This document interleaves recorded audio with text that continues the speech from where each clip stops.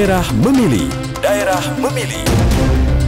Program khusus Radio Republik Indonesia selama tahapan periode pemilihan Pilkada Daerah 2024 yang mencerdaskan, disajikan secara berimbang, independen, netral dan imparsial. Daerah Memilih. Simak pada semua program siaran radio dan kanal platform digital RRI mulai Jumat 6 September 2024 pukul 8 waktu setempat. RRI, Kanal Pemilih Cerdas.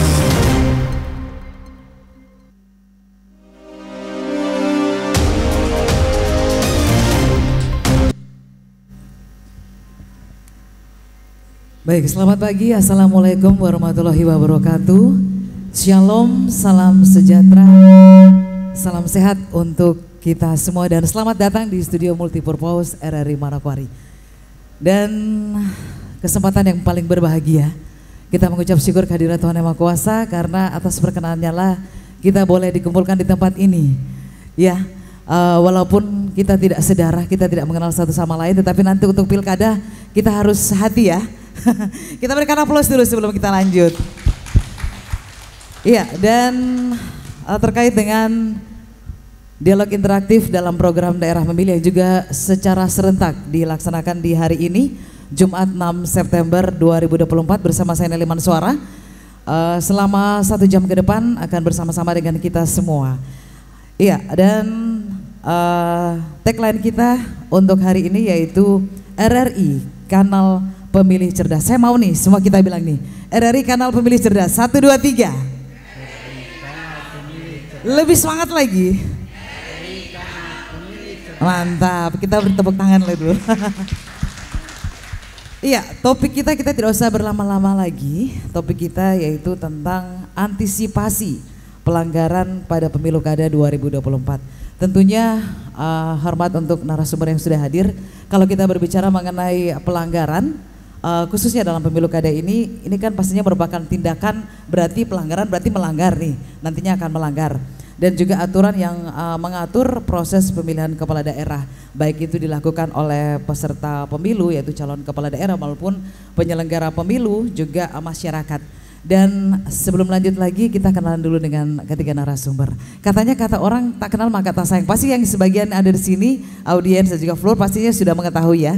Kita ke Bapak yang ada di depan saya yang paling ujung sebelah kiri nih. Ya, izin Bapak Kapolresta Manokwari, Bapak RB Simangunsong SIK MSI. Oh, mewakili. Ya, langsung saja Pak, kenalan aja. Baik, terima kasih. Jadi sebelumnya saya minta maaf, beliau tidak bisa hadir hari ini.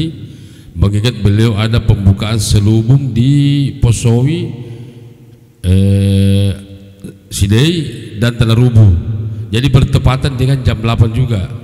Jadi beliau minta maaf karena tidak bisa hadir. Jadi saya mewakili, nama saya Agus. Saya Kasat Bimas Polresta Manokwari. Jadi sekali lagi saya perkenalkan, nama saya Agus, Kasat Bimas Polresta Manokwari. Saya rasa demikian, Bu. Terima kasih. Assalamualaikum warahmatullahi wabarakatuh. Baik, terima kasih Pak Agus. Iya, di sebelah Pak Agus ada akademisi yang juga selalu bersama-sama dengan kita ya. Ya, kita sapa ada Bapak Dr. Mulyadi Jaya. Selamat pagi Bapak. Selamat pagi. Salam sehat Pak. Jangan bosan-bosan ya, kita sudah bertemu berapa kali nih. Iya. Dan juga di sebelah kiri saya ada dari KPU Kabupaten Manokwari. Mungkin Bapak langsung bisa kenalan. Iya. Baik, terima kasih. Kami sangat mengapresiasi untuk kegiatan kita di pagi hari ini dan juga kami boleh diundang untuk bersama-sama kita berdialog terkait dengan pelanggaran-pelanggaran dan kesiapan kita untuk menghadapi pilkada yang ada. Perkenalkan, nama saya Alexander Basna, Divisi Hukum dan Pengawasan KPU Kabupaten Manokwari, mewakili Ketua KPU Kabupaten Manokwari yang hari ini berhalangan karena ke Jakarta dalam rangka persiapan untuk pengadaan logistik yang tentunya dalam pemilu kita akan melakukan pemungutan suara semuanya menggunakan logistik yang nanti diadakan oleh KPU Kabupaten Manokwari. karena yang bersangkutan berhalangan, maka saya mewakili ketua. Baik, terima kasih. Masih ada satu narasumber lagi, nanti akan kita sapa ketika datang. Dan apresiasi yang luar biasa juga untuk Bapak Kepsta dari Manokwari. Kita berikan tepuk tangan dulu, beliau yang begitu semangat nih. Juga ada audiens yang sudah hadir bersama-sama dengan kami. Iya, baik, siaran ini juga dapat Anda ikuti lewat RRI Digital. Dan sekali lagi topik kita atau tagline kita adalah RRI Kanal Pemilih Cerdas. Baik, kita langsung saja. Kita ke KPU dulu nih. Iya, Bapak, enaknya saya panggil Bapak siapa nih? Bapak Basna? Alex saja, oh, ya. Bapak Alex ya. Iya, Pak Alex, terkait dengan topik kita, antisipasi pelanggaran pada pemilu kada 2024. Tentunya sebagai KPU selain dari Bawaslu sebagai penyelenggara, persiapan-persiapan apa yang dilakukan oleh KPU? Ya, pastinya kita tahu bahwa ini waktu-waktu panas nih. Berbagai upaya pastinya dilakukan ya, baik itu sebagai calon yang akan nanti bertarung. Kira-kira langkah-langkah apa atau langkah strategis yang dilakukan oleh KPU untuk mengantisipasi pelanggaran tentunya pada pemilu kada nanti? Ya, baik, terima kasih. Tentunya sebagai Komisioner KPU Kabupaten Manokwari, kami melaksanakan tugas dan kerja-kerja kita diatur dalam PKPU 9 tahun 2019, yaitu tentang tugas komisioner. Dalam hal ini melaksanakan tugas-tugas yang ada. Kami di KPU, kami terdiri dari 5 komisioner dan masing-masing membawahi divisi-divisi yang ada. Terkait dengan kesiapan-kesiapan kami untuk mengantisipasi adanya pelanggaran-pelanggaran dalam persiapan pilkada nanti, kami terus melakukan sosialisasi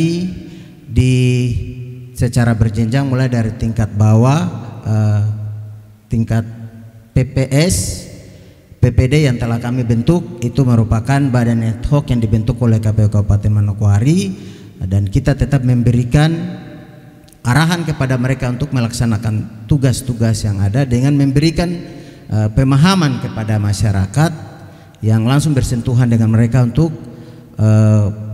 boleh bekerja ataupun melakukan tugas-tugas yang ada dengan bekerja sesuai dengan regulasi yang ada. Tentunya PPD dan PPS kami dalam melaksanakan tugas-tugas yang ada, mereka bekerja sesuai dengan arahan dari kami. Begitu. Dan ini juga sudah dilakukan sosialisasi. Iya, jauh-jauh hari ya. Dan mereka juga kami sering undang untuk kita melaksanakan BIMTEK, penguatan kapasitas dalam mengantisipasi adanya pelanggaran-pelanggaran menjelang pilkada. Baik, kalau tanggapan dari Bapak Mulyarijaya sebagai akademisi? Sesuai topik kita hari ini ya, antisipasi pelanggaran pada pemilu kada ya, yang akan terselenggara tanggal 27 November yang akan datang. Kurang lebih ya 2 bulan lagi gitu ya. Nah, kalau ada kata antisipasi itu berarti kita ya lebih awal untuk mengawasi ya, menjaga bila terjadi pelanggaran ya. Nah, kenapa ada pelanggaran? Namanya ya untuk memperoleh kekuasaan, kepemimpinan itu kan hanya satu saja yang terpilih.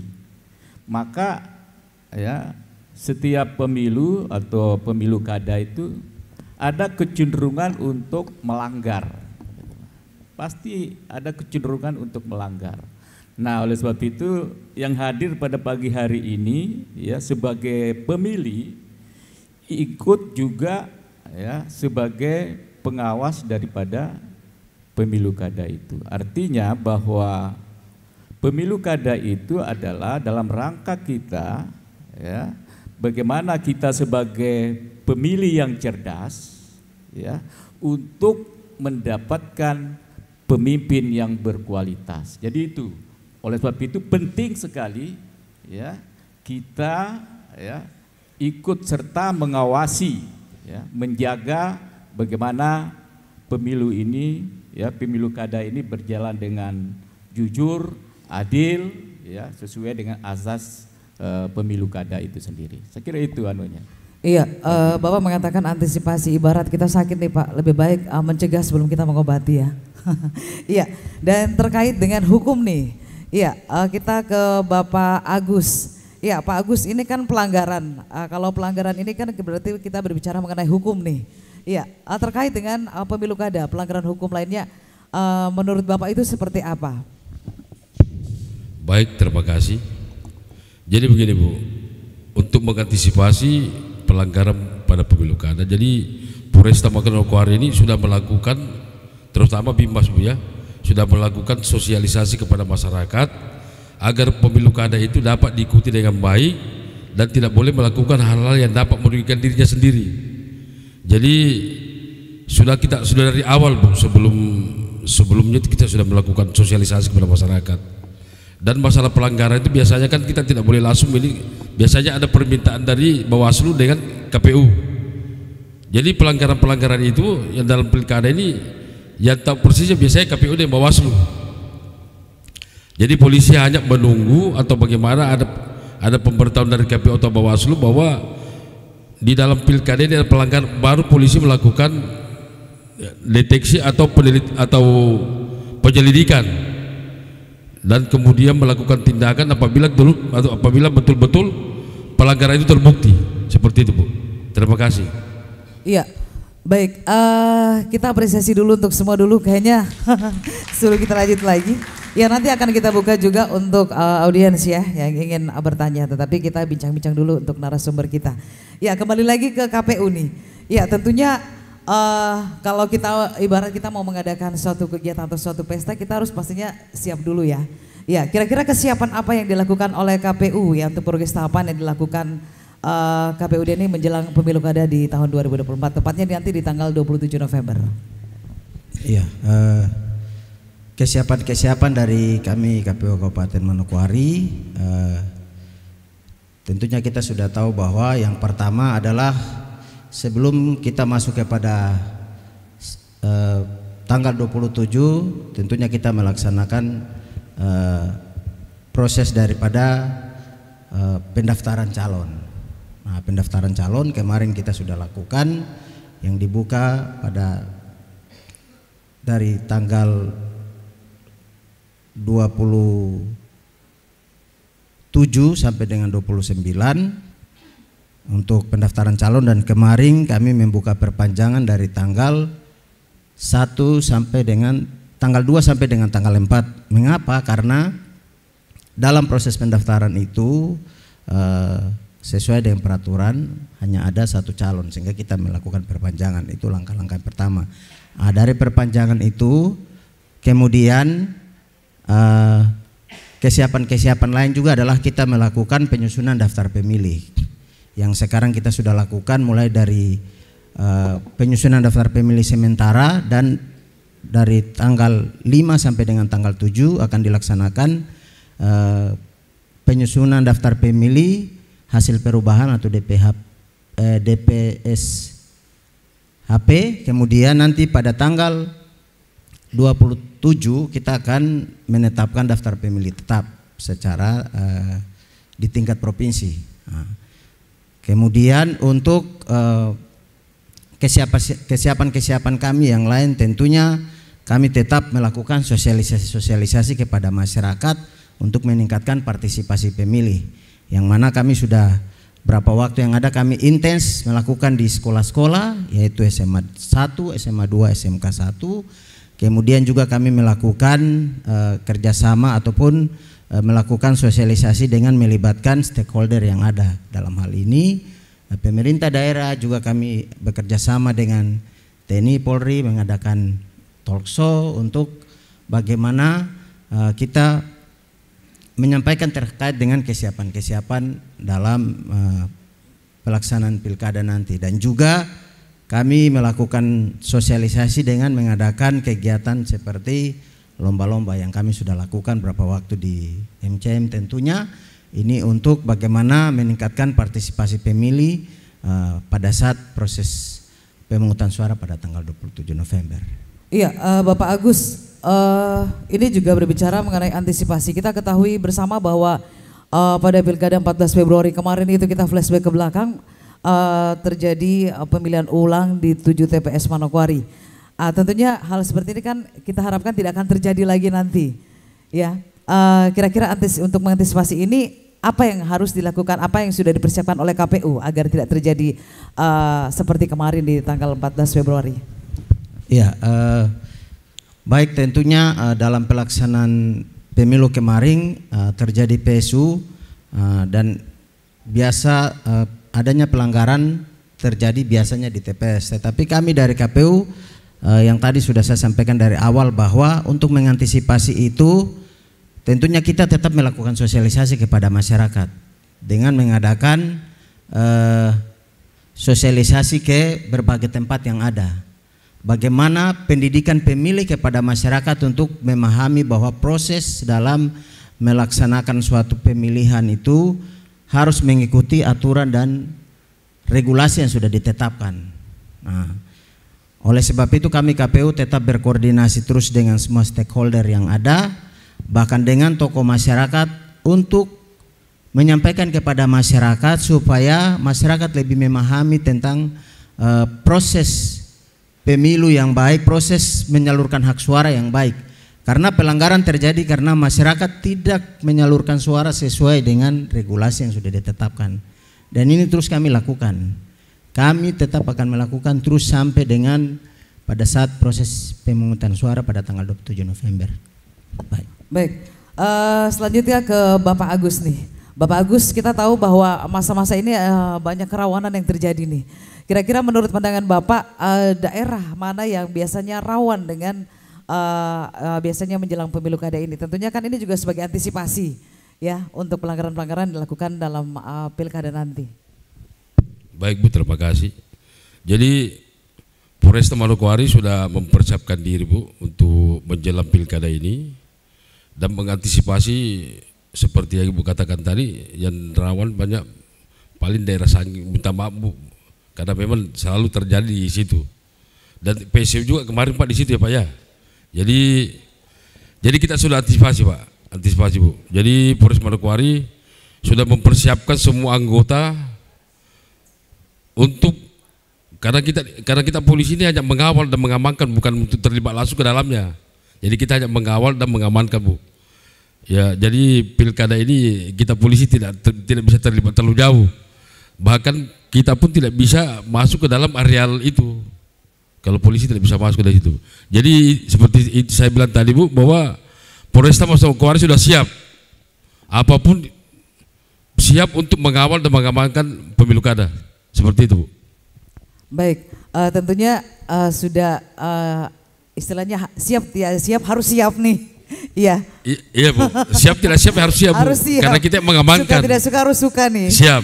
Iya, Iya, baik. Bu. Oke, kita ke Bapak, saya panggil Pak Mulyadi nih. Iya, Bapak selaku akademisi ini, menurut Bapak bagaimana agar pemilu nanti tentunya untuk masyarakat agar pemilu kada nanti bersih? Iya, dan tentunya kan tantangan terbesarnya kan ada, salah satunya di masyarakat. Ya, jadi ada 4 pihak yang berkepentingan di dalam pilkada. Ya. Pertama adalah peserta pilkada, yaitu calon bupati, calon gubernur, ya, kemudian partai politik, tambah lagi satu tim suksesnya. Nah, itu yang pertama. Pihak yang kedua adalah pemilih. Pemilih itu adalah yang punya hak pilih, ya, masyarakat itu sendiri, ya kan. Nah, itu kemudian yang ketiga adalah pengawas pilkada, ya. Ada Bawaslu, ada polisi, ya, dan masyarakat juga ikut mengawasi, ya. Kemudian yang keempat adalah ini penyelenggara pilkada itu sendiri, yaitu KPU, gitu ya. Jadi 4 pihak ini, ya, harus punya, ya, rasa mengantisipasi tadi, ya, pada diri masing-masing pihak ini. Masyarakat harus punya antisipasi bagaimana supaya pelanggaran itu tidak terjadi, ya. Kemudian juga, ya, KPU juga punya kemampuan mengantisipasi seperti yang dikatakan tadi, ya. Begitu juga Bawaslu punya bagaimana mengantisipasi supaya, ya, bisa mengawasi dengan baik. Begitu juga masyarakat gitu, ya, punya antisipasi. Antisipasinya yaitu, ya, jadilah pemilih yang cerdas gitu, ya. Pemilih yang cerdas itu ya pemilih yang siapa yang akan dipilih, ya, tentu tidak terpengaruh dengan pihak-pihak yang lain, ya. Tentu pihak-pihak yang memprovokasi, apalagi dengan adanya media sosial dan seterusnya, ya. Pemilih yang cerdas itu, ya, tahu siapa calon pemimpin yang akan terpilih. Tadi dikatakan bahwa hanya calon tunggal, ya, yang dipilih satu, tetapi jangan lupa bahwa kalau calon tunggal berarti berhadapan dengan namanya kotak kosong, ya.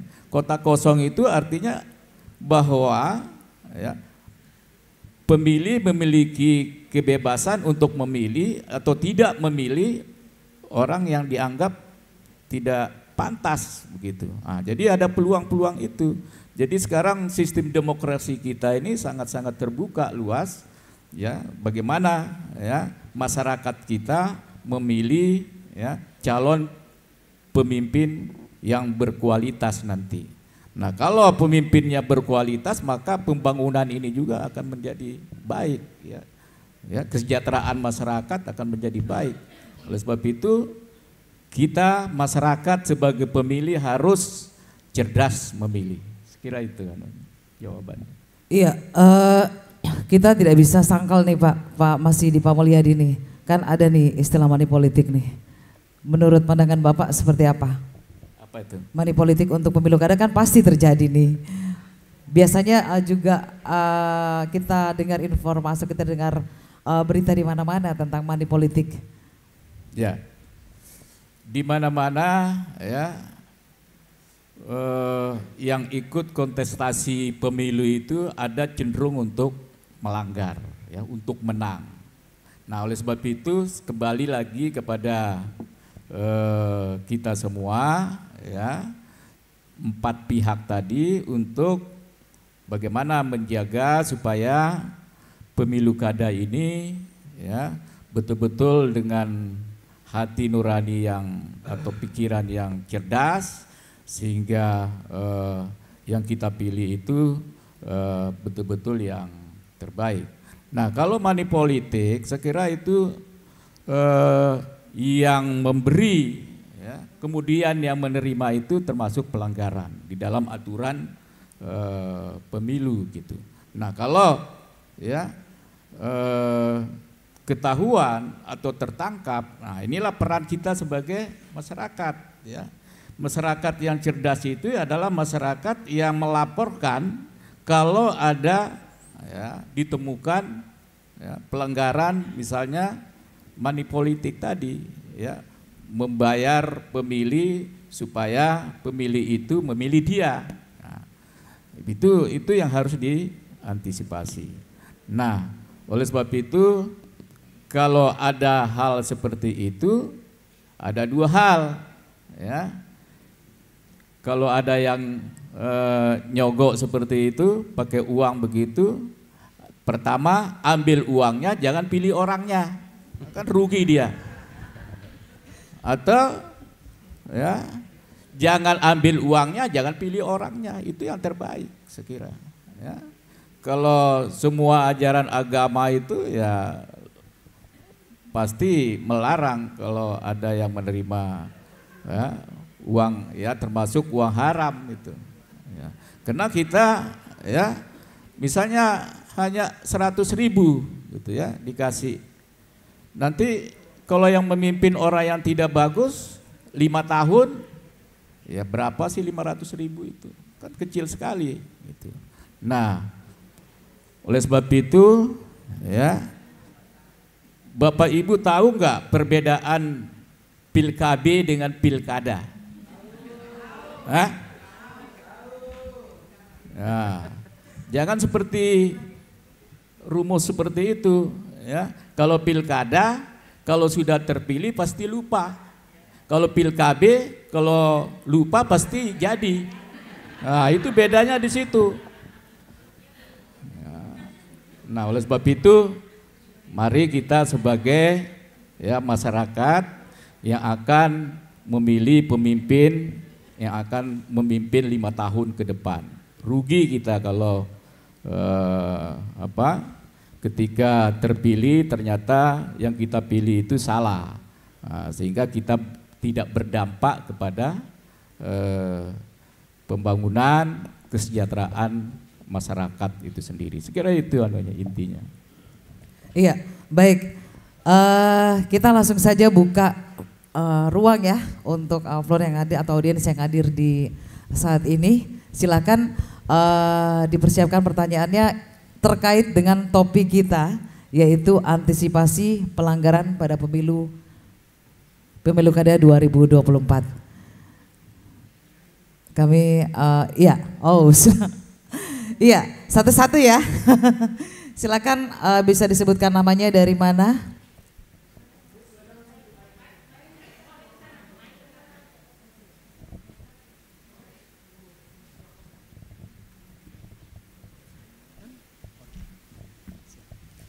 Baik, terima kasih atas kesempatan yang diberikan. Saya Umi dari Forhati, wilayah Papua Barat. Berbicara tentang pelanggaran pada pemilu kada, dan ini sering sekali terjadi, walaupun memang sudah tidak ada temuan-temuan yang kemudian diajukan sampai ke DKPP, tapi yang namanya mengantisipasi sesuai dengan tema kita, masalah pemilih gitu. Ada misalnya yang sudah jadi orang ini tapi tidak dapat undangan, akhirnya malas tahu, dan biasanya yaitu paling rawan itu ketika pada saat hari H ya yang mencoblos orang lain, dan mereka hanya menggunakan KTP untuk masuk ke dalam KTP Manokwari. Dan ada kasus dengan teman ya, kita Papua Barat ini kan ada juga yang sebagai daerah untuk bekerja saja dan lain sebagainya, tapi kemudian mereka mengganti KTP sebagai sudah pindah domisili, tapi kemudian tidak terdata. Tapi biasanya tuh ada petugas-petugas yang mendatat dari rumah ke rumah. Waktu itu, waktu pemilih DPR ada itu. Tapi kemudian kok tidak ada lagi namanya. Sebenarnya mekanisme pendaftaran untuk menjadi pemilih tetap tuh kayak gimana? Mungkin untuk KPU. Sehingga pada saat hari H juga mereka ada partisipasi dari para bangsa Indonesia, khususnya kabupaten ini untuk pemilu kada itu mereka ikut pemilihnya, jadi persentase untuk ada antusias untuk ikut pilkada itu lebih besar. Jadi sebenarnya mekanisme daripada sebagai pemilih itu bagaimana? Karena mereka sudah punya KTP, tapi cari nama di sana di sini tidak ada, akhirnya sudah malas tahu. Jadi ya tidak tahu, walau-walau akhirnya jadi berpikir masyarakat ini nama terada. Jadi akhirnya ya sudah KPPS yang petugas ini siapa yang dekat ya sudah tinggal coblos-coblos saja menggunakan nama-nama yang itu misalnya gitu. Jadi pemikiran jelek daripada masyarakat kayak gitu, palingan sudah nanti KPPS yang bikin semua. Mungkin itu saja pertanyaannya. Terima kasih. Baik, terima kasih Bumi. Kita berikan aplaus. Iya, langsung dijawab atau kita tambah satu pertanyaan lagi? Oke, langsung dijawab. Silakan. Iya, baik. Pertanyaan dari Ibu Umi terkait dengan proses pelaksanaan pemungutan suara. Sesuai dengan regulasi yang ada, warga masyarakat saat menyalurkan hak suaranya, yang pertama adalah membawa C pemberitahuan, kalau dulu dibilang surat undangan. Nah, itu C pemberitahuan, kemudian membawa KTP.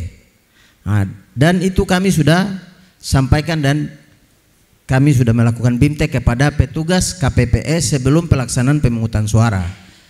Nah, kalaupun terlewatkan dan memang ada masyarakat yang bisa masuk, berarti itu kembali kepada oknum KPPS-nya. Harusnya masyarakat itu datang membawa C pemberitahuan dan membawa KTP, karena kadang C pemberitahuan tadi disampaikan mungkin bisa tertukar.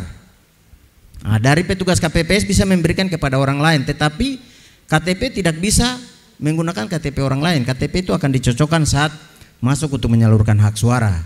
Jadi kalaupun ada yang bisa lolos masuk, itu kembali kepada oknum KPPS. Tetapi aturannya adalah membawa C pemberitahuan dan membawa KTP untuk, dan warga yang bersangkutan mengecek di daftar pemilih yang tentunya ada di meja daripada KPPS itu, Ibu. Kemudian terkait dengan warga masyarakat yang sempat sudah dicoklit tetapi saat pemilihan tidak terdaftar dalam DPT, perlu diketahui bahwa untuk pemilu dan pilkada kita menggunakan asas de jure. Asas de jure adalah menggunakan dokumen KTP dan kartu keluarga. Nah, kalau katakanlah saya atau ibu berada di wilayah itu tetapi KTP ibu mungkin ada di wilayah lain, maka petugas Pantarlih tidak akan melakukan pencoklitan. Kenapa? Karena tentunya ibu sudah terdaftar di wilayah sesuai dengan alamat KTP. Jadi dari sistem pemilu ini kita mencegah adanya pemilih ganda. Kalau pemilu-pemilu sebelumnya orang bisa terdaftar di 2 TPS, kalau sekarang sudah agak susah karena semuanya sudah by system, sehingga satu orang hanya bisa terdaftar di dalam 1 TPS. Nah, jadi saya sarankan untuk karena kita sekarang dalam tahapan penyusunan daftar pemilih, untuk masyarakat juga proaktif untuk menyampaikan, karena kita ada tahapan-tahapan. Sebelum penetapan DPT kita mulai dari penyusunan daftar pemilih sementara, kemudian pemilih sementara hasil perubahan dan DPT. Nah, dalam proses ini warga masyarakat dianjurkan untuk proaktif saat begitu ada pengumuman di kelurahan atau kampung. Karena kita setiap selesai rekapitulasi kita akan melakukan pengumuman hasil rekapitulasi itu. Warga masyarakat perlu mengecek apabila tidak terdaftar di dalam masa-masa pengumuman itu di dalam DPS maupun DPS HP yang tadi saya sampaikan, perlu melapor kepada petugas ataupun kepada penyelenggara yang ada di tingkat kampung, dalam hal ini PPS maupun PPD, supaya segera diakomodir. Nah, jadi dengan adanya sistem ataupun asas de jure, kita dari KPU sudah meminimalisir adanya pemilih ganda. Baik, itu saja Ibu. Baik, ini kan berkaitan dengan masyarakat, mungkin Bapak Mulyadi mau menambahkan? Ya, tentang daftar pemilih tetap ini, ya, memang sudah diantisipasi supaya tidak terjadi pemilih yang lintas wilayah, ya. Nah, saya kira ini tergantung kepada pengawas pemilu dan komisioner pemilu itu sendiri, gitu ya. Tentu kalau ada gejala-gejala seperti itu ya harus segera diatasi, ya, dipatahkan, gitu ya, atau hal-hal yang mencurigakan. Oleh sebab itu namanya pemilu, ya, semua ada kecenderungan untuk melanggar, gitu. Nah, tergantung, ya, kepentingan, ya, dan seterusnya, ya.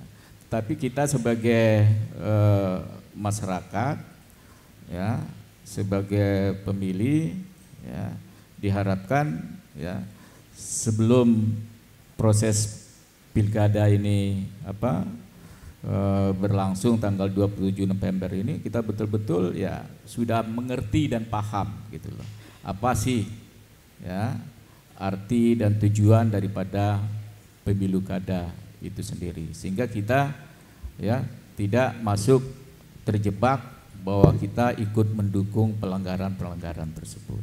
Nah, seperti yang dikatakan tadi, ya sudah by system dan segala macam. Kalau toh ada yang melanggar, saya kira itu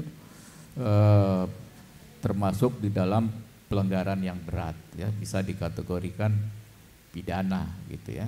Saya kira itu. Baik, silakan yang lain. Oke. Baik, Assalamualaikum warahmatullahi wabarakatuh. Saya Nur Hayati Latif dari USS Papua Barat. Berkaitan dengan tema antisipasi pelanggaran pada Pemilu Kada 2024. Dari tadi di atas dibicarakan antisipasi saja. Yang saya ingin tanyakan, solusi apa yang bisa diterapkan di masyarakat dalam mengantisipasi pelanggaran? Karena selama ini kita lihat antisipasi saja, tapi solusi yang kita terapkan di masyarakat tidak pernah kita diinfokan. Terus yang kedua, sanksi mungkin dari Bapak Polisi, sanksi yang selama ini dia terapkan, sanksi itu berlaku, tapi ketika di lapangan itu sanksi itu tidak diberlakukan, mengalir seperti air saja begitu. Ya, terima kasih. Mungkin itu saja. Kita berikan tepuk tangan dulu. Iya, baik. Kayaknya kita ke Bapak Agus dulu nih. Baik, terima kasih. Jadi betul apa yang dikatakan tadi, tapi mungkin selama ini Ibu belum tahu, ya, bahwa polisi itu, jadi seperti yang dibilang tadi bahwa apabila ada pelanggaran ditemukan di TPS, segera laporkan kepada anggota yang melaksanakan pengamanan di situ. Kemudian nanti anggota itu berkoordinasi dengan pimpinan kami, dan pimpinan kami nanti berkoordinasi dengan KPU dan Bawaslu. Di Bawaslu itu ada anggota di situ yang di Bawaslu Gakundu Pak ya, Gakundu. Jadi mereka lah yang melakukan penyelidikan, ya. Jadi bukan hanya sekedar didiamkan, polisi tidak seperti itu.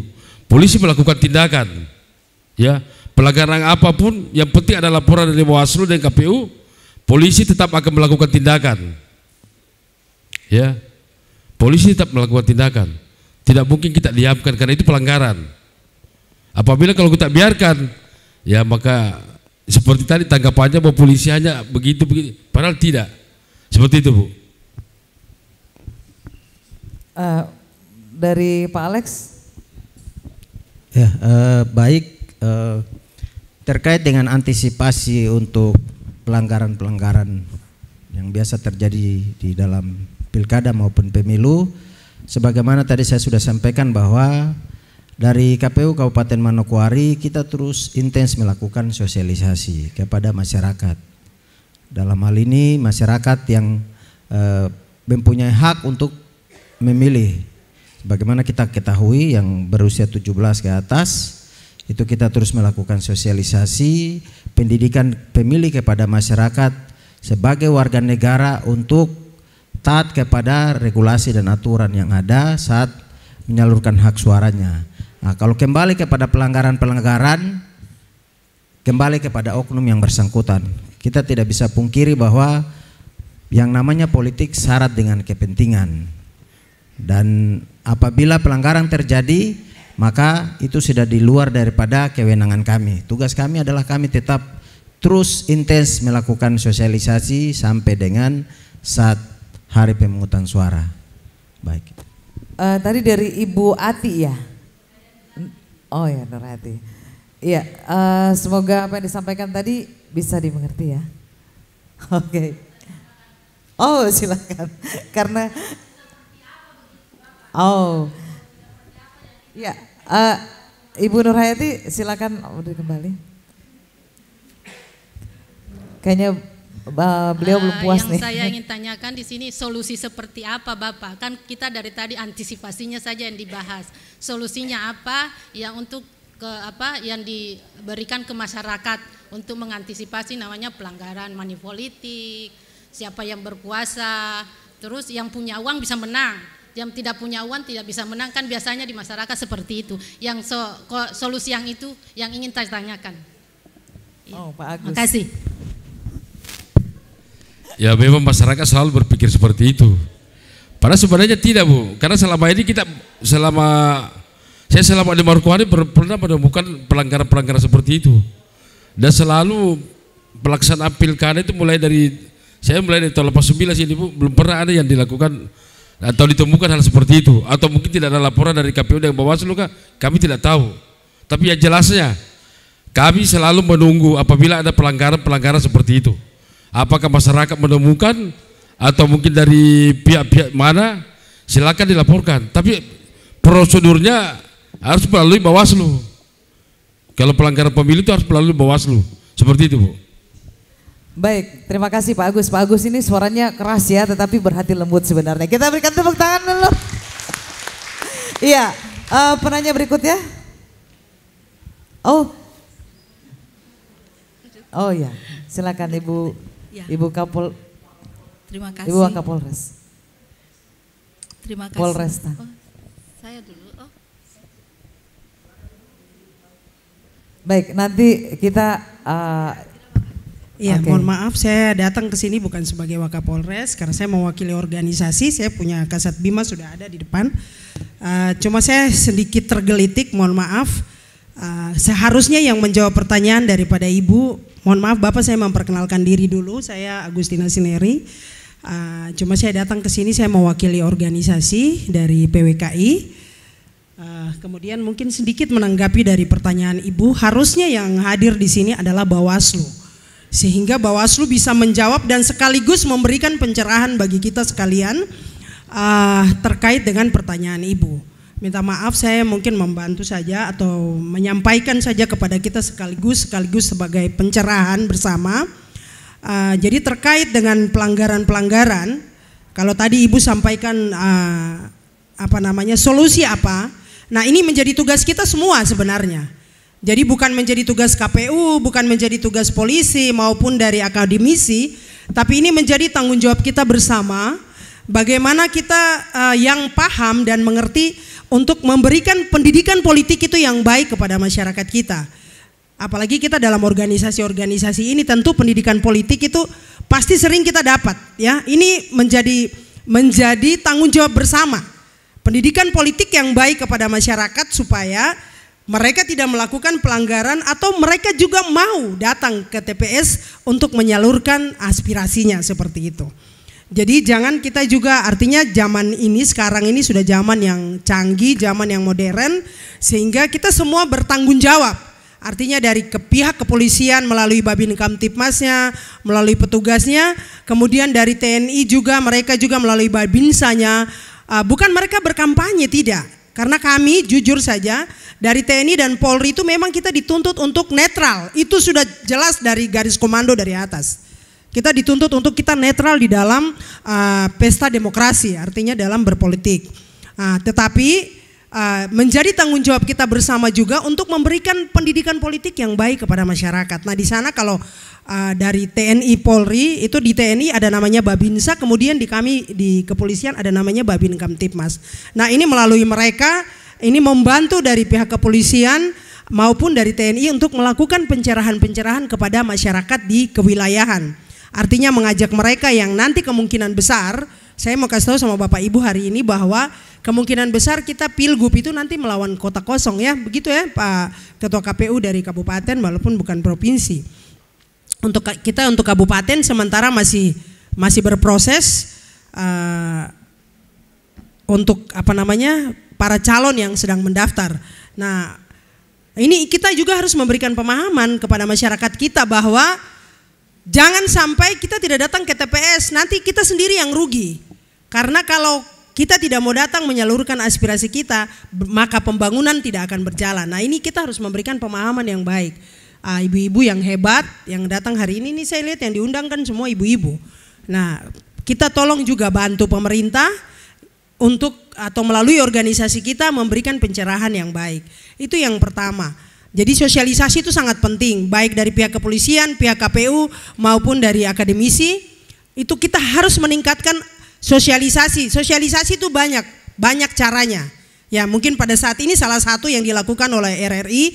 Oleh sebab itu kita memberikan apresiasi kepada RRI yang sudah mungkin mendahului dan juga pihak-pihak lain yang sudah mendahului melakukan kegiatan-kegiatan seperti ini. Memberikan pemahaman yang baik kepada masyarakat untuk pendidikan politik sehingga mereka paham, dan pada tanggal 27 November itu mereka tidak tidak mau datang seperti tadi kakak moderator sampaikan, tapi mereka dengan senang hati datang untuk menyalurkan hak suaranya. Jadi tidak lagi lawan kotak kosong begitu. Kemudian berikut kalau yang terkait dengan masalah pelanggaran, tadi saya sampaikan Bapak izin Bapak Ibu sekalian, sebenarnya ini awalnya itu harusnya yang datang dan memberikan jawaban ini adalah Bawaslu.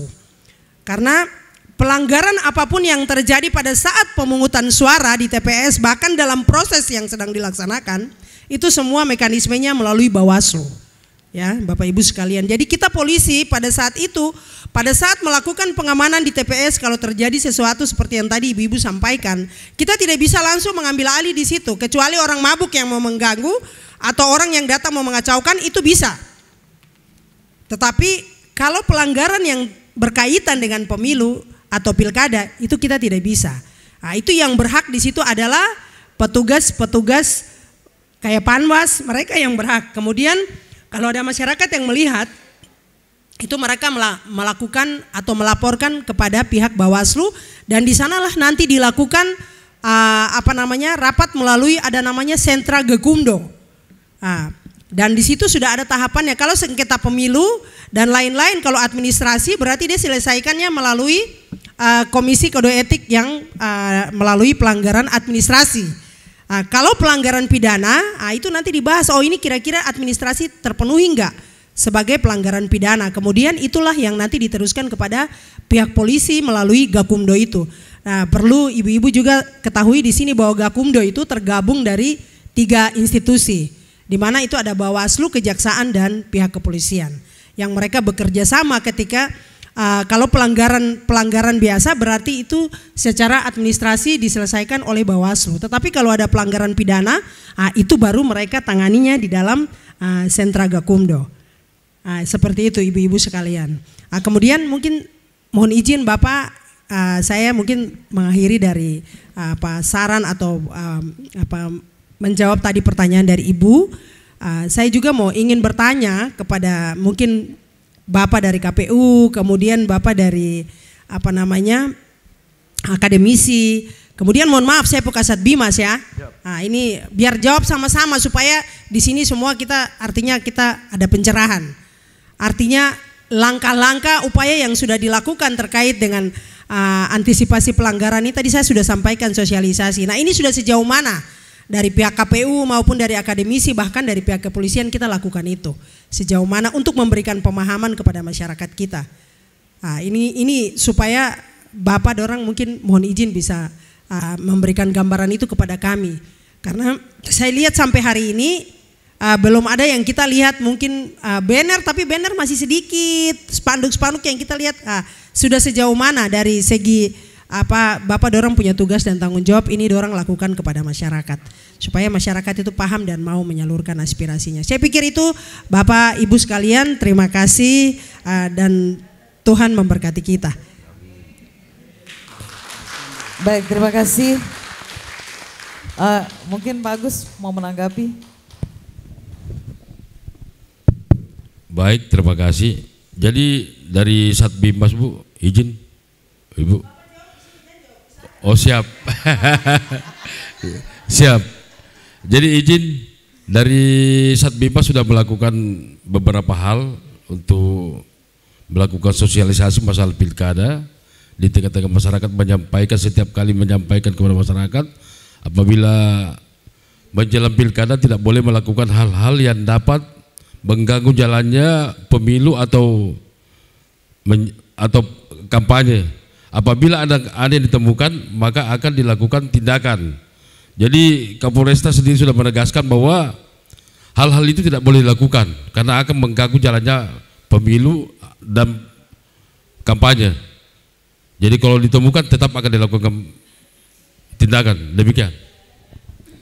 Baik, dari Pak Alex.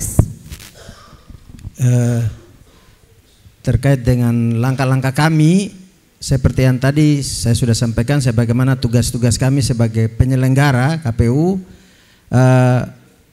kami tidak secara intens untuk menyampaikan terkait dengan antisipasi pelanggaran, tetapi saat ini kami sedang intens untuk melaksanakan sosialisasi bagaimana masyarakat itu harus tahu bahwa mereka harus terdaftar sebagai daftar pemilih. Kenapa? Karena apabila mereka semua terdaftar sebagai daftar pemilih, maka hak mereka itu pasti akan tersalurkan lewat kegiatan-kegiatan yang kami laksanakan, yaitu sosialisasi ke sekolah-sekolah, dan juga bukan hanya kami melakukan sosialisasi, tapi kami langsung bergandengan tangan dengan bekerja sama dengan pihak Dukcapil, dan kami sudah langsung melakukan perekaman KTP elektronik di sekolah-sekolah yang ada seperti SMA 2, SMA 1, SMK 2, dan itu langsung KTP-nya langsung secara simbolis dibagikan. Tujuan kami kenapa? Supaya warga masyarakat, dalam hal ini anak-anak sekolah yang sudah memasuki usia pemilih, mereka juga bisa terdaftar dan mereka bisa memperoleh KTP elektronik, sehingga saat pemilu mereka ini bisa menyalurkan hak suara mereka. Itu tugas-tugas kami dan sudah kami laksanakan, dan kami tetap akan intens terus melaksanakan sampai semua warga masyarakat yang mempunyai hak tetap akan bisa menyalurkan hak suara mereka. Terkait dengan untuk pencegahan, nanti kami tetap akan laksanakan, dan itu merupakan masukan, dan seperti tadi disampaikan oleh Ibu Sineri, tentunya itu bukan hanya tugas KPU tetapi semua stakeholder dan juga teman-teman dari Bawaslu, karena tugas Bawaslu ada melakukan pengawasan dalam hal penyelenggaraan-penyelenggaraan yang ada. Sedangkan kami tetap melaksanakan tugas kami sebagai penyelenggara, yaitu memastikan semua warga negara yang mempunyai hak bisa terdaftar dalam DPT dan juga bisa menyalurkan hak suaranya pada saat pilkada pada tanggal 27 November. Baik, Bapak Ibu jangan lupa tagline kita yaitu RRI Kanal Pemilih Cerdas. Kita masih berikan 2 pertanyaan lagi. Silakan. 2 penanya. Selamat pagi, terima kasih atas waktu yang diberikan. Saya Fitri dari Pengajian Al-Hidayah Papua Barat. Izin Bapak, saya ingin bertanya, masalah saya mempunyai anak yang kuliah di luar, dan waktu pemilihan kemarin kami bertiga dapat undangan untuk pemilihan. Nah itu bagaimana saat pemilihan, berarti cuma saya, sedangkan anak saya ada di Malang kuliah. Solusinya bagaimana untuk supaya nama-nama itu tidak terisi oleh orang lain? Jadi anak saya 2 kuliah, ada namanya undangan masuk ke saya, padahal mereka tahu anak saya itu kuliah. Yang kami di sini kan antisipasi pelanggaran pada pemilu kada. Nah berarti 2 itu undangan itu berarti kemana, diisi nanti sama siapa? Jadi untuk solusinya bagaimana supaya jangan ada undangan yang mereka tahu bahwa anak-anak itu kuliah di luar. Untuk pilkada otomatis mereka tidak bisa memilihkan di luar, pasti yang mereka pilih ada pilpres. Jadi mohon solusinya. Terima kasih. Selamat pagi. Iya, Bapak Alex. Ya, baik Ibu, terkait dengan anak-anak ataupun warga yang sudah pindah dari kota asal ke tempat katakanlah merantau ataupun kuliah, dari KPU melaksanakan proses pencocokan dan penelitian data itu sesuai dengan data yang diturunkan dari Kementerian Dalam Negeri melalui Dinas Dukcapil, yaitu DP4, daftar pemilih potensial. Nah, nanti dari petugas Pantarli, mereka saat melakukan pencoklitan, katakanlah ibu anaknya sudah ada di luar Malang, tetapi KTP-nya masih ada di Manokwari, KTP-nya tidak dirubah, secara sistem itu nanti akan include ke sini. Dia tidak akan ada di sana. Karena kecuali kalau yang bersangkutan saat pindah ke luar itu dia sudah mengganti KTP-nya. Nah, sehingga saat dari Dukcapil memberikan DP4 itu otomatis sudah tidak ada di sini. Nah, sehingga saat pencocokan dan penelitian data itu anaknya ada di sini, daftar pemilihnya tentu ada di sini, tidak bisa dihilangkan. Jadi untuk solusinya supaya hak suaranya bisa ada di sana, bisa berkoordinasi langsung dengan pihak Dukcapil yang ada di sana, supaya yang bersangkutan bisa dirubah domisili tempat tinggalnya sehingga dia bisa masuk daftar pemilih tambahan. Karena kita juga ada daftar pemilih tambahan. Kalau memang domisilinya belum dirubah, berarti dia tetap akan include di sini. Dan surat suaranya tetap ada di sini. Jadi solusinya dia harus merubah domisili sehingga nanti akan terdaftar di tempat di mana dia kuliah. Baik. Izin Pak, ini anak kuliah, jadi tidak mungkin mereka merubah domisili. Mereka tetap anak kita di sini. Jadi solusinya bagaimana? Kan mewakili atau karena kan tidak mungkin mereka merubah domisili. Mereka memang di sini cuma kuliah. Seperti tadi saya sampaikan bahwa dalam proses penyusunan daftar pemilih saat penetapan DPT ada satu proses lagi yang namanya daftar pemilih tambahan. Solusinya adalah dia melapor ke KPU di tempat dia berada. Di sana dilaporkan sehingga nanti akan dimasukkan dalam daftar pemilih tambahan. Kalau sudah dimasukkan di sana, otomatis dia tidak akan ada di sini. Nanti secara sistem pasti dia akan hilang di sini. Oke, itu terima kasih jawabannya. Kalau memang harus daftar di sana, oke. Kalau merubah domisili tidak mungkin Pak, karena mereka kan akan tetap balik ke Manokwari. Iya, dilaporkan. Tetapi perlu Ibu ketahui untuk pilkada tentunya yang pindah ke sana tetapi tidak rubah domisili, dia tidak akan memilih. Itu kemarin cuma berlaku untuk pemilihan presiden karena presiden berlaku secara nasional. Siap. Nah, tetapi kalau pilkada berarti nanti dia tidak punya hak pilih. Nah, itu yang maksud saya kan kalau pilpres pasti mereka pilih di sana. Kalau pilkada kan tidak mungkin mereka pilih di sini. Jadi maksud saya di sininya kalau memang bisa mungkin kan ada pendataan bahwa mereka tahu anak-anak kami kuliah, apa dari sini aja yang data bawa. Jadi tidak keluar undangan bahwa mereka tidak memilih di sini. Bisa. Iya, jadi dari RT setempat atau kelurahan begitu. Iya, baik Ibu. Jadi prosedurnya kemarin lewat saat pencocokan dan penelitian data, kita mesti memberikan informasi yang valid supaya nanti dari petugas pemutakhiran data itu akan memberikan kode bahwa yang bersangkutan sudah pindah, sehingga saat penetapan daftar pemilih tetap namanya sudah tidak ada, kembali kepada kita. Kalau saat kemarin pas proses pencocokan penelitian, informasi yang kita sampaikan bahwa sudah pindah tidak ada, nanti tidak akan dimasukkan, itu dikasih kode pindah. Izin Pak, bukan sudah pindah, mereka kuliah kan? Maksudnya sudah tidak ada di sini begitu. Gitu, iya, berarti nanti dikasih kode sehingga tidak akan keluar saat penetapan daftar pemilih. Terima kasih Pak jawabannya. Selamat pagi. Baik, terima kasih. Kami masih berikan satu penanya terakhir. Ayah.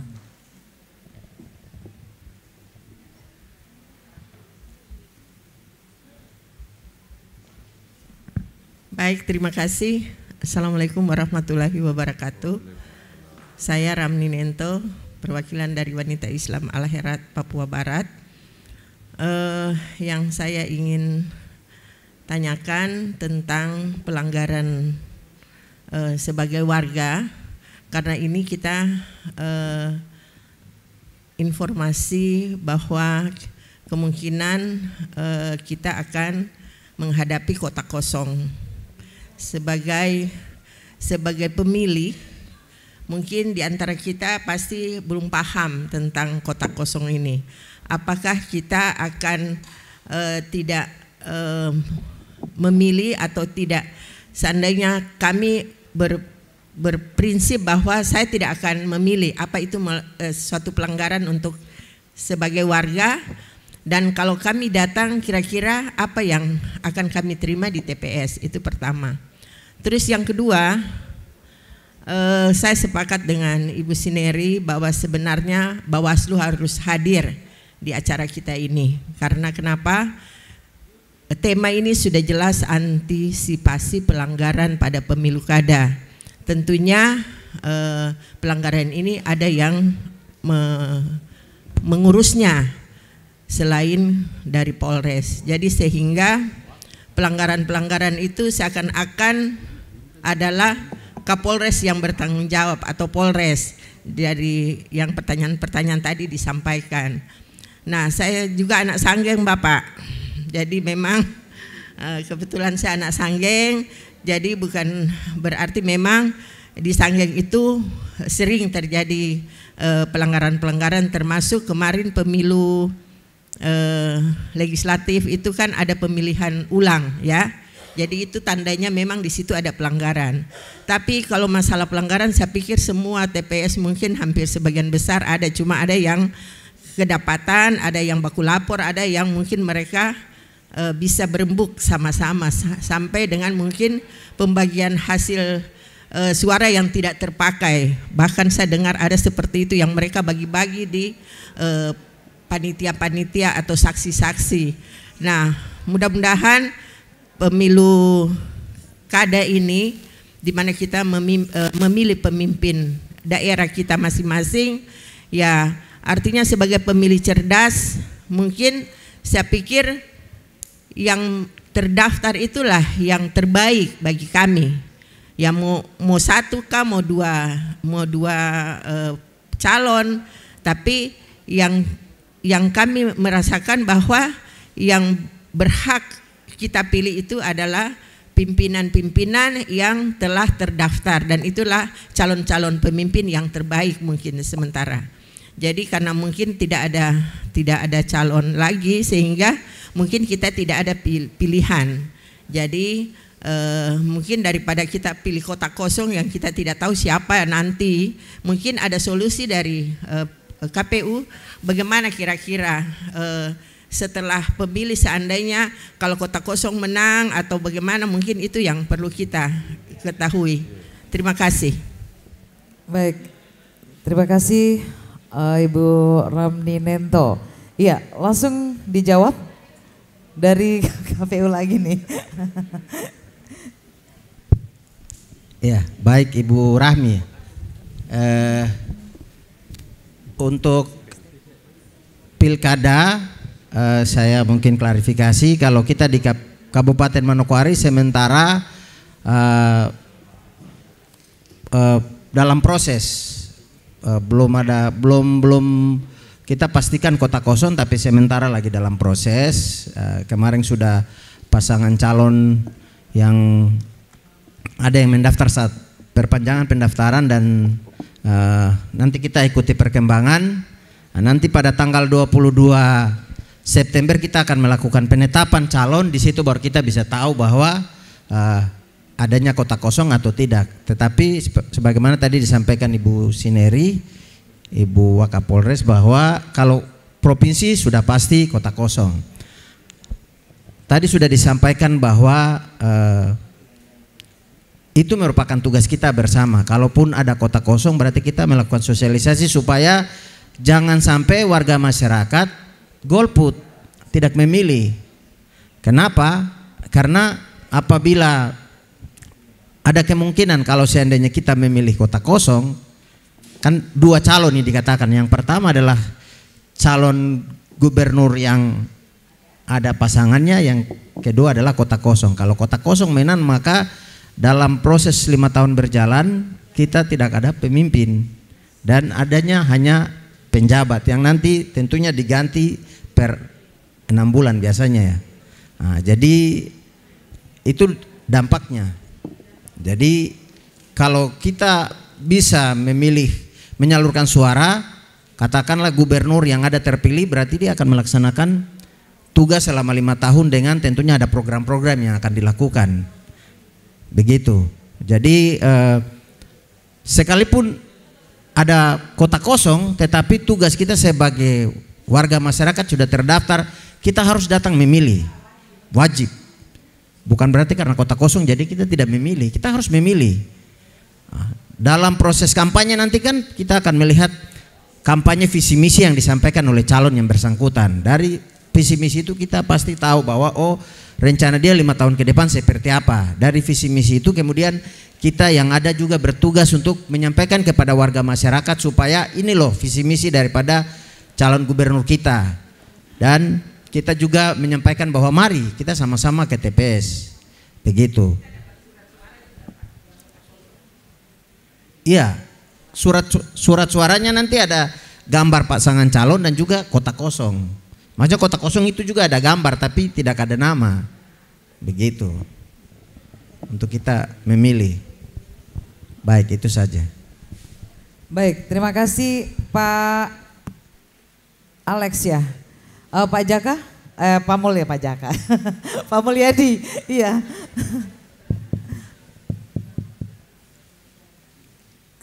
Kemungkinan ya kita berhadapan dengan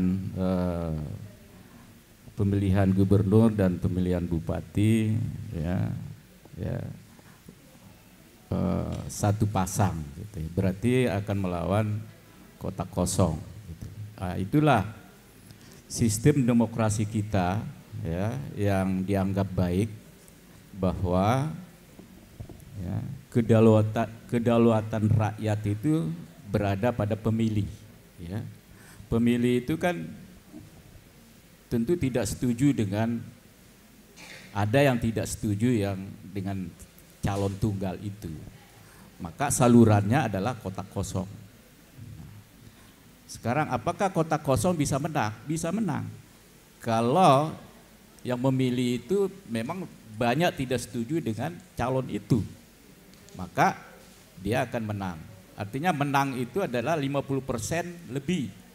Nah, kalau 50% draw, ya saya kira itu tidak bisa menang juga, tapi jarang terjadi ya. 50% pasti 50% plus 1 gitu ya, 1%.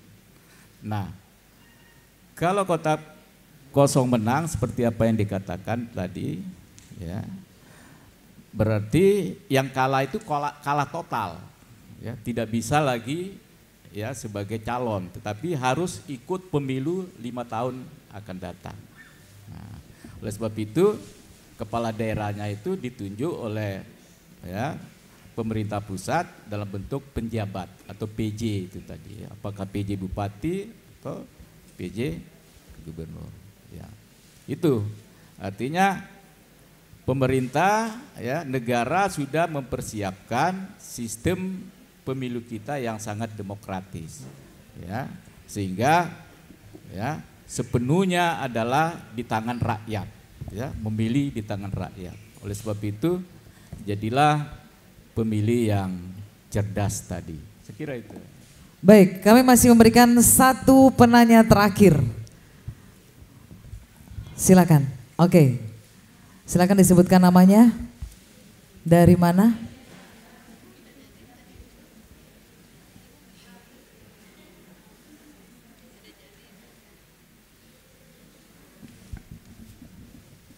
Terima kasih.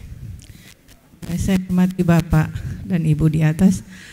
Saya dari Majelis Taklim BKMT Warmare. Nama saya Siti Hadijah. Bapak, pemilihan legislatif yang lalu ini fakta, sedikit mau curhat. Mudah-mudahan ke depannya pilkada ini lebih di sana diperhatikan. Begini Bapak, kami datang ke sana, sebenarnya udah didata, kebetulan saya ada di rumah, tidak ada di rumah, jadi pendataan itu mungkin tidak dikasih surat untuk memilih. Nah kami semua sederetan itu bisa dibilang di Madrat itu ada 23 orang tidak memilih, tapi kami bawa KTP. Nah waktu kami tunjukkan KTP kami semua, kita sudah antri paling belakang karena katanya tidak ada terdaftar nama. Makanya dilayanilah yang terakhir yang punya KTP. Sudah 1 jam lebih kita mulai antri. Sementara ketua dia mencoblos semua, ditusuk-tusuk semua itu tanpa pengawas pemilunya ada, lihat saja begitu. Tapi masyarakat masuknya usul kalau bisa nanti ke depannya pilkada ini ada pengawas bukan masyarakat tapi digabung, ada polisi juga tapi duduk saja tenang. Jadi saya tidak tahu waktu itu ada kesepakatan atau bagaimana, tidak tahu. Intinya kami mau memilih, kami perlihatkanlah KTP. semua antri perlihatkan. Dia bilang tunggu Bu, antri. Setelah itu ternyata ujung-ujungnya dia menyampaikan Ibu tidak bisa memilih hari ini, kartu habis. Ya habis karena sementara kita di proses KTP cari nama, ada yang menusuk semua yang kartu kosong itu. Nah itu, ini fakta Bapak. Kami mau melapor tapi kami takut, ini terus terang. Kami cari aman, kami pendatang, kami takut. Makanya saya laporkan ini supaya kedepannya pemilih walaupun kotak kosong tapi kita berdoa semua supaya yang dipilih ini betul-betul menang semuanya, baik untuk Papua Barat maupun untuk kabupaten. Kita berdoa itu supaya jelas pemimpinnya, jangan kotak kosong yang menang, kita kecewa berat nanti Bapak. Jadi saya itu usulnya Bapak, supaya Warmare nanti diperhatikan, jangan kami nanti memilih ini bawa KTP lagi tapi tidak lagi memilih, alasan tidak ada nama, sementara yang lain menusuk banyak KTP kartu sampai habis. Demikian informasi dari saya Bapak, mohon maaf kalau ada kekurangan. Selamat pagi menjelang siang Bapak. Baik, terima kasih. Langsung saja dijawab Bapak Alex. Iya, terima kasih Bu. Proses mekanisme daripada sebelum pemungutan suara itu 3 hari sebelum pemungutan suara itu undangan ataupun C pemberitahuan itu sudah didistribusi oleh petugas KPPS ke warga masyarakat yang ada. Sampai dengan jam 5 sore sebelum pemungutan suara pada esok hari sudah harus diterima kepada warga masyarakat, diterima oleh warga. Dan itu aturannya ada. Apabila warga tidak menerima sampai dengan jam 5 sore, ini perlu disosialisasi ya. Sebelum pemungutan suara perlu konfirmasi lagi kembali atau dilaporkan kepada petugas yang ada. Dalam hal ini KPPS di tempat Bapak Ibu berada. Solusinya supaya Bapak Ibu bisa pastikan bahwa Bapak Ibu terdaftar, bisa langsung login ke cek DPT online. Kami sudah lewat pengumuman biasa kami sampaikan di sebelum pemilu biasa ataupun pilkada, nanti kami ada tempel-tempel dan kami juga buka helpdesk di distrik-distrik yang ada. Kita langsung bisa login ke cek DPT online, ketik nomor NIK, di situ kita bisa tahu TPS kita di mana. Kalau kita sudah tahu TPS kita di situ, kalau kita belum di distribusi undangan, kita bisa langsung lapor ke KPPS yang ada. Izin Pak, saya ada di TPS ini, mana saya punya C pemberitahuan. Harusnya warga yang memilih, sebagaimana tadi saya sudah jelaskan, mereka datang memilih membawa C pemberitahuan dan juga membawa KTP. Tidak bisa membawa C pemberitahuan. Contoh Ibu punya C pemberitahuan, dulu dibilang undangan, sekarang C pemberitahuan. Sudah bawa, harus dari petugas KPPS mengecek KTP-nya sama enggak. Kalau tidak sama, tidak bisa diladeni, itu prasyarat. Jadi kita pegang undangan atau C pemberitahuan tapi tiketnya adalah KTP. Tidak hanya dengan C pemberitahuan masuk untuk memilih. Itu sudah diatur dalam regulasi, tidak boleh.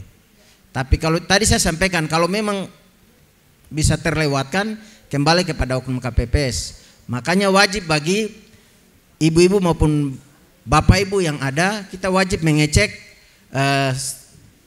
status terdaftar kita di TPS mana itu dengan mengecek cek DPT online. Ketik saja cek DPT online, nanti kita diarahkan untuk mengecek lewat kita mengetik nomor induk KTP kita. Itu kita sudah bisa tahu posisi kita ada di TPS mana, sehingga kita bisa melapor apabila kita belum dapat undangan atau C pemberitahuan. Baik, itu saja Ibu. Baik, kita berikan apresiasi yang luar biasa untuk kita semua yang hadir di tempat ini. Ya, sebelum kita akhiri, kita akan dengarkan bersama-sama closing statement dari masing-masing narasumber. Kita ke Pak Alex lebih dulu.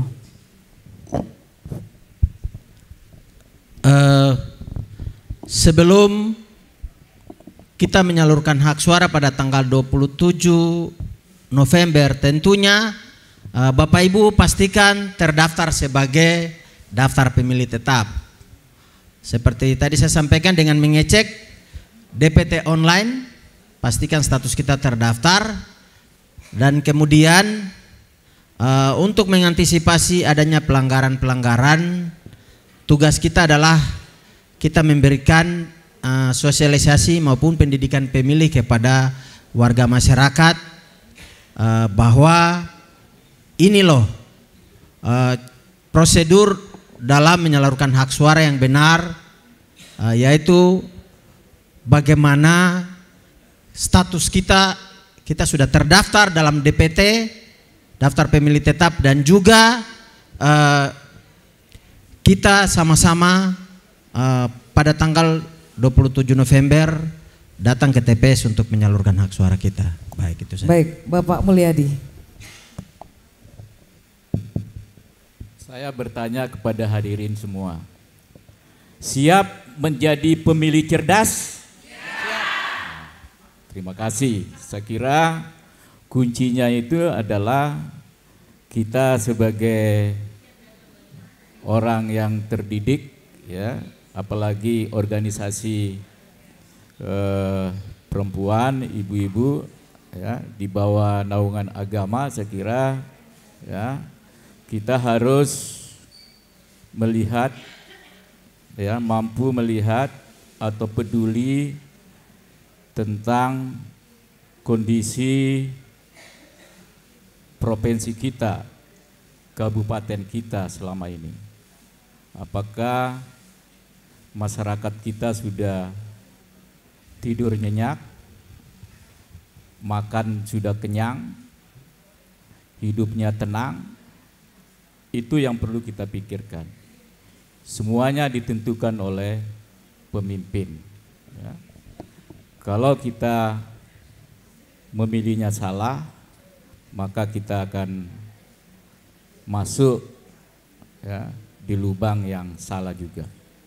Karena kita tahu bahwa Papua ini angka kemiskinan paling tinggi, ya, 30%.